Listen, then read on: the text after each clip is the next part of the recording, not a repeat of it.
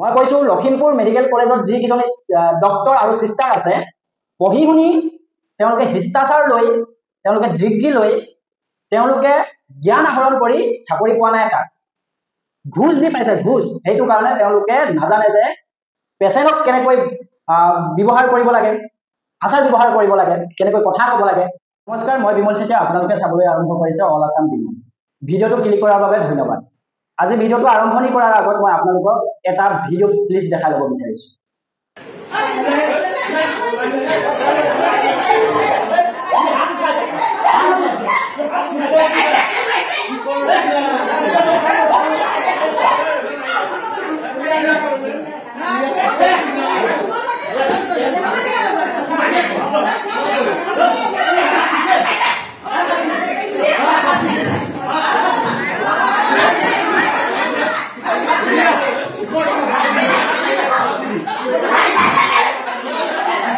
নিশ্চয় আপোনালোকে ভিডিঅ'টো দেখিলে আৰু ভিডিঅ'টো দেখি আপোনালোকে এইটো মনত এটা খুকুজা মুকুজা লাগি গৈছে যে ভিডিঅ'টো কোনো ধৰণৰ আগ পিছ নাই হয় ভিডিঅ'টো আছিল তেনেকুৱা আৰু এই ঘটনাটো যোৱাকালি আৰু ঘটনাটো ক'ত হৈছিল জানেনে লখিমপুৰ মেডিকেল কলেজত আমি পূৰ্বৰে পৰা শুনি আহিছিলো যে লখিমপুৰ মেডিকেল কলেজখনৰ যি আচাৰ ব্যৱহাৰ বিভাগীয় কৰ্তৃপক্ষৰ যি আচাৰ ব্যৱহাৰ তাত থকা কৰ্মীসকলৰ যি আচাৰ ব্যৱহাৰ মাত কথা কেতিয়াও ভাল নহয় আৰু কোনো কাৰণত মানি ল'ব পৰা নহয় বুলি কৈছো মই আৰু তাৰ পৰিৱেশ যদি কথা ক'বলৈ যাওঁ মই সেইখিনি ক'বলৈ নাযাওঁ বহুতো ধৰণৰ এনেকুৱা অভিযোগ আমি শুনি আহিছো যে লখিমপুৰ মেডিকেল কলেজখনৰ বিষয়ে যে ক'ৰবাত ডক্টৰ নাই ক'ৰবাত নাৰ্ছ নাই তেনেকুৱা ধৰণৰ সেইবিলাক বাদ দিছো ডক্টৰ নাই নাৰ্ছ নাই সেইবিলাক বাদ দিছো কিন্তু এই যিটো ঘটনা আপোনালোকে যিহেতু এতিয়া বৰ্তমান ভিডিঅ'টো দেখিলে সেই ভিডিঅ'টো আচলতে হৈছিল কি এই মাৰপিট যে চলি আছে তিনিজন সিকিউৰিটি গাৰ্ড লখিমপুৰ মেডিকেল কলেজত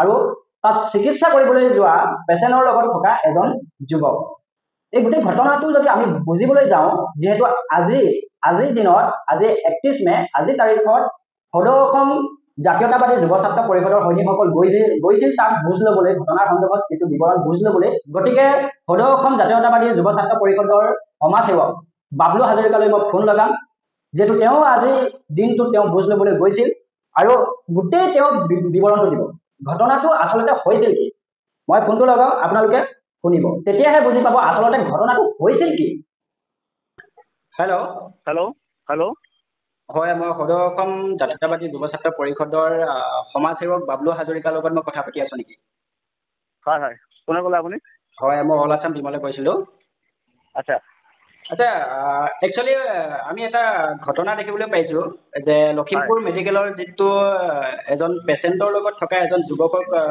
তিনিজন সিকিউৰিটি গাৰ্ডে খুব বেয়াকৈ প্ৰহাৰ কৰিছে এক কথা যদি ক'বলৈ যাওঁ মাৰধৰ কৰিছে যিহেতু আজি আপোনালোকে কৈছিল ঘটনাৰ সন্দৰ্ভত গোটেই বিৱৰণ বুজ ল'বলৈ গতিকে কথাটো আচলতে ঘটনাটো হৈছিল কি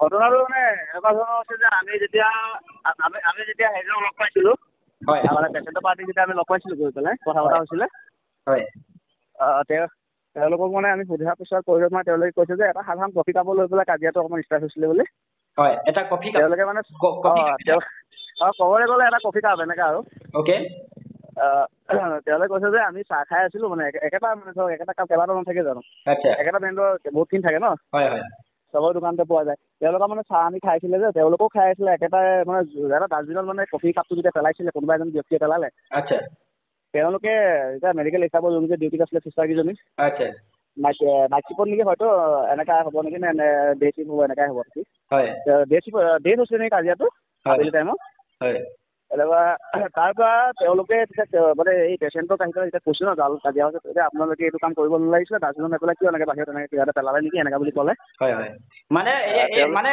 কফি কাপটো একেটা ব্ৰেণ্ডৰে হয় যিজনক প্ৰহাৰ কৰিছিলে সেইজনে পেলোৱা নাই তাৰ আগতে অৰ্থাৎ পূৰ্বে মানে কোনোবাই খাই পেলাই থৈ গুচি গৈছিল হয় পূৰ্বে কোনোবাই খাই পেলাই থৈ গৈছিলে তেওঁলোকক আহি পেলাই মানে তেওঁলোকৰ যেতিয়া চাহ খাইছে তেওঁলোকক দেখিবা তেওঁলোকক মানে ক'লে যে আপোনালোকে এইটো কাম কৰিব নালাগিছিলে তেওঁলোকে ক'লে তেতিয়া এবাৰ তেওঁলোকে মানা কৰিলে যে আমি নাই পেলোৱা তেতিয়া তেওঁলোকে আকৌ চিষ্টাৰকেইজনী আহি পেলাই কৈছে যে আপোনালোকে পেলাইছে নেকি বুলি এনেকৈ বুলি ক'লত মানে তেওঁলোকক কেইবাবাৰো কোৱা দেখি মানে তেতিয়া তেওঁলোকৰ খং উঠিলে যিহেতু তেওঁলোকৰ সন্তানটোক মানে মেডিকেলত ভৰ্তি কৰি থোৱা আজি 10 দিন হৈছে যিহেতু চবৰে মেডিকেলত থাকিলে অকণমান তেওঁলোকৰ মগজুটো মানে অকণমান কিবা এটা খঙৰ অকণমান হৈ থাকে ন ইমান দিন যেতিয়া মেডিকেলত টোপনি ক্ষতি কৰি থকা মানুহ এজনক যেতিয়া হাৰেচমেণ্ট কৰিব তেওঁলোকক খং এটা উঠিবই, যিটো কাম তেওঁলোকে কৰা নাই।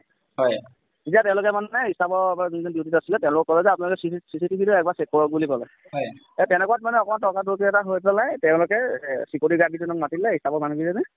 তাৰপিছত আহি পেলাই মাৰপিট হৈছে। মাৰপিট হোৱাৰ পিছত যোনজন চিকিউৰিটি ধৰিছে তেওঁলোকো মদ খাই মাতাল হৈ আহিছে বুলি মানে আমি জানিব পাৰিছোঁ। আমাৰ যুৱ ছাত্ৰ পৰিষদে তেওঁলোকে আমাক জনাইছে যে তেওঁলোকৰ মুখৰ ভিতৰতে চিখৰ সোমাই আছে, তামোল সোমাই আছে, মদ খাই মাতাল হৈ আছে, এনেকৈ হৈ আছে বুলি কয়।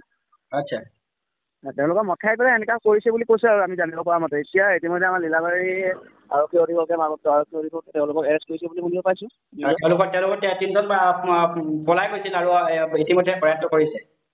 এতিয়া কৰায়ত্ব কৰা হৈছে। মানে এক কথাত যদি ক'বলৈ যাওঁ, চিষ্টাৰগৰাকীয়ে মানে খং উঠিল বুলি ক'ব লাগিব। চিষ্টাৰগৰাকী খং উঠিল, সেই হেতুকে মানে চিকিউৰিটি গাৰ্ড 3জনক মানে মাতি দিলে মাৰপিট কৰিবলৈ, সেইটো বুলি ক'ব লাগিব। তেনেকৈ বুলি আহিব লাগিব। কিন্তু আৰু যোনকেইজন তাৰ লগত যোনকেইজন আছে তেওঁলোকৰ আমি মতে ৱাৰ্ড বয় এজন আছিলে বুলি কৈছিলে, আৰু লগতে অলপ চিষ্টাৰ এজন আছিলে, চিষ্টাৰ এজনী আছিলে বুলি কৈছে। তেওঁলোকে আহি পেলাই তেওঁ প্ৰাণ ৰক্ষা কৰিছে বুলি আমি জানিব পাৰিছোঁ। আৰু ভিডিঅ'টো আমি দেখিব পাইছোঁ যে এজন ৱাৰ্ড বয়ে হয়নে নে তেওঁলোকৰ কিবা চিনিয়ৰ কেটেগৰীৰ মানুহে হয় নাজানো, তেওঁ আহি পেলাই অকণমান কাজিয়া ৰক্ষা কৰিছে দেখিবলৈ পাইছোঁ। ইমানখিনি জানিব পাৰিছোঁ। বাকী আমি লখিমপুৰ মেডিকেল কলেজৰ আমি অধ্যক্ষক লগ কৰিলোঁ। লগ কৰি পেলাই তেওঁৰ লগত আলোচনা আমি মিলিত হৈছিলোঁ। তেওঁ কৈছে যে আমি এই বিষয়টোৰ ওপৰত উচিত তদন্ত ল'ম বুলি, আৰু উচিত তদন্ত কৰি পেলাই এতিয়া আমাৰ লীলাবাৰী থানাৰ OC-য়ে তেওঁক গ্ৰেপ্তাৰ কৰিছে বুলি আমি জানিব পাৰিছোঁ। ভাল লাগিছে মানে ইমানখিনি আমাৰ। মই আৰু এটা কথা আপোনালোকৰ পৰা জানিব বিচাৰিম। বিভিন্ন ধৰণৰ অভিযোগ পাওঁ বিভিন্ন সময়ত। কিছু ক্ষেত্ৰত আমি বিভিন্ন ধৰণৰ অভিযোগ পাওঁ যে লখিমপুৰ মেডিকেল কলেজৰ বিষয়ে, যে ক'ৰবাত কেতিয়াবা ডাক্তৰে নাথাকে, ক'ৰবাত কেতিয়াবা চিষ্টাৰে নাথাকে, আৰু যিকেইজনী থাকে তাৰো আচাৰ ব্যৱহাৰ ভাল নহয়। এই সন্দৰ্ভত কিবা ক'ব নেকি? সেই সন্দৰ্ভত মানে আমি কি ক'ম, এইটো এতিয়া তেওঁলোকৰ যোনকেইজন তেওঁলোকে হিচাপমতে ডিউটি নকৰে, আমি তেওঁলোককে দেখিব লাগিব। তেওঁলোকৰ ইনচাৰ্জক দেখি পেলাই মানে আমি তেওঁলোকক বুজিব নোৱাৰোঁ, তেওঁলোকে তেওঁলোকৰ ডিউটিটো চিডিউল বনাই দিয়ে। কিন্তু ডিউটিটো নিজৰ মতে কৰাটো তেওঁলোকৰ নিজৰ মনৰ কথা মানে। তেওঁলোকে এজন পেচেণ্টক আমি কেনেকুৱা যিখিনি আমি তেওঁলোকক মানে আমি স্বাস্থ্যৰ বিষয়ে আমি দিব পাৰোঁ, তেওঁলোকৰ জ্ঞান বা আমি তেওঁলোকৰ প্ৰতি আমি সকলোখিনি বস্তু আমি তেওঁলোকক সুবিধা কৰি দিব পাৰোঁ, সেইখিনি তেওঁলোকৰ নিজৰ কথা মানে। তেওঁলোকৰ ইনচাৰ্জন থাকে বা চুপাৰিনটেণ্ডেণ্ট ছাৰো মানে এই বস্তুটোৰ ওপৰত অকণমান মানে গুৰুত্ব সহকাৰে বস্তুটো অকণমান চকু দিব লাগে মানে। তেওঁ যে কোনোবা ইমান যে চিষ্টাৰ এজনী নাপাওঁ আমি বেজি এটা দিবলৈ ৰাতি ইমান টাইমতে তেনেকুৱা কিছুমান কথা আহি যায়। তেওঁ তাৰ ওপৰত অকণমান চকু দিলে ভাল হয় মানে। আৰু যি দেখিলোঁ আমি এতিয়া চুপাৰিনটেণ্ডেণ্ট ছাৰক লগ কৰি, চুপাৰিনটেণ্ডেণ্ট ছাৰ এজন বহুত মানে জেনুইন মানুহ হয়। তেওঁ লগ কৰি পেলাই মানে আজি গম পালোঁ তেওঁ এজন বহুত জেনুইন মানুহ। এতিয়া আপোনালোকে নিশ্চয় কথাখিনি শুনিলে। আৰু এতিয়া মূল কথাটো হ'ল যে কি, লখিমপুৰ মেডিকেল কলেজখনৰ চাৰিসীমাৰ পৰিৱেশ যদি আমি চাবলৈ যাওঁ, একেবাৰে কিছুমান ঠাইত জৰাজীৰ্ণ অৱস্থা, পিটনি অৱস্থা। তাৰ ভিতৰ ভাগৰ যদি চাবলৈ যাওঁ, লখিমপুৰ মেডিকেল কলেজত যিসকলে চিকিৎসা কৰিবলৈ গৈছে সেইসকলে নিশ্চয় অৱগত বা লখিমপুৰ মেডিকেল কলেজখনৰ বিষয়ে অলপমান হ'লেও জানে। তাৰ নাৰ্ছৰ যি আচাৰ ব্যৱহাৰ, ডাক্তৰণীৰ যি আচাৰ ব্যৱহাৰ, ডাক্তৰৰ যি আচাৰ ব্যৱহাৰ, যি মাত কথা কেটা জেঙা, সেইখিনি হয়তো আপোনালোকে যিসকলে চিকিৎসা কৰিবলৈ গৈছে তাক নিশ্চয় অৱগত। এতিয়া মেইন কথাটো হ'ল যে কি, আৰু এটা অভিযোগ পাওঁ, আৰু এটা আমি খুব বেছি পৰিমাণে কথা এটা শুনি দিবলৈ পাওঁ যে লখিমপুৰ মেডিকেল কলেজখন পৰিৱেশটো বৰ ভাল নহয়, তাৰ উপৰিও ভিতৰ ভাগ কিন্তু বৰ খেচেৰা।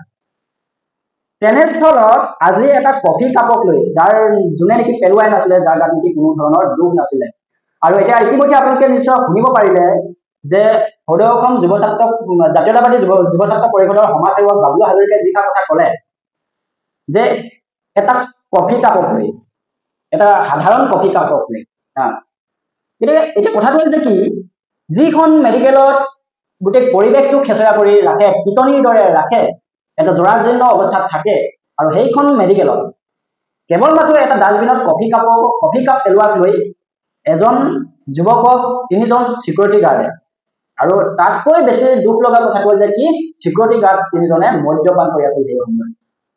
আমি জানো যে অন ডিউটি যিকোনো চাকৰি ক্ষেত্ৰত হওক, প্ৰাইভেট হওক, চৰকাৰী হওক, বেচৰকাৰী হওক, যি নহওক মানে অন ডিউটি অৰ্থাৎ কামৰ মাজত মদ্যপান কেতিয়াও কৰিব নোৱাৰে। এতিয়া প্ৰশ্ন হয় যে লখিমপুৰ মেডিকেল কলেজখনৰ এই 3জন চিকিউৰিটি গাৰ্ডে মদ্যপান কৰি কেনেকৈ ডিউটি কৰি দিব পাৰে? তাত আমি ইয়াৰ পৰা এটা কথাই বুজিব পাৰো যে মেডিকেল কলেজখনৰ কৰ্তৃপক্ষ, অধ্যক্ষ, চুপাৰিনটেণ্ডেণ্ট ইয়াত কোনো মানে তেওঁলোকৰ ধ্যান নাৰাখে তেওঁলোকে যে আমাৰ কৰ্মচাৰীয়ে কেনেকৈ কাম কৰিছে, আমাৰ ডক্তৰণীসকলে কেনেকৈ চিকিৎসা কৰিবলৈ অহা পেচেণ্টসকলক কেনেকৈ আচাৰ ব্যৱহাৰ কৰিছে, কি ধৰণে কুইক একশ্যন লৈছে, কি ধৰণে ব্যৱহাৰ কৰিছে, সেইখিনি কিন্তু কোনো ধৰণৰ ধ্যান নাৰাখে বুলি ক'ব লাগিব। লাজৰ কথা, এখন মেডিকেল কলেজ বুলি ক'লে সকলো প্ৰত্যেকজন মানুহৰ মনত এটা বুকুখন উফন্দি আহে বুলি ক'ব লাগিব। কাৰণ কেলে মেডিকেল কলেজ, তাত অত্যাধুনিক সা সুবিধাৰ লগতে হয়তো চাগে তাত চিষ্টাৰৰ ফালৰ পৰা হওক বা ডক্তৰৰ ফালৰ পৰা হওক বা মেডিকেলখনেই হওক গোটেইখন ভাল, হয়নে? তেনেস্থলত আৰু আটাইতকৈ দুখ লগা কথাটো হ'ল যে কি, এসপ্তাহ নহয়, কেৱল মাত্ৰ এসপ্তাহ নহয় যে মেডিকেল কলেজখনত অৰ্থাৎ লখিমপুৰ মেডিকেল কলেজত এনেকুৱা ধৰণৰ অমানৱীয় কাণ্ড এটা নহয় এটা ঘটিবই, কিবা এটা নহয় কিবা এটা কেছ ওলাবই লখিমপুৰ মেডিকেল কলেজত। ধিক্কাৰ দিছো। প্ৰশ্ন হয় যে ছুপাৰিনটেণ্ডেণ্ট কি কৰি আছে, লখিমপুৰ মেডিকেল কলেজৰ ছুপাৰিনটেণ্ডেণ্টে কি কৰি আছে? মাহত যদি 4-5টা এনেকুৱা ধৰণৰ কেছ ওলাবলৈ হয়, সেইখন মেডিকেল নহয়, সেইখন মেডিকেলৰ নামতহে, আৰু বিভিন্ন ধৰণৰ অভিযোগ আছে, এইখিনি কথা ক'বলৈ নাযাওঁ।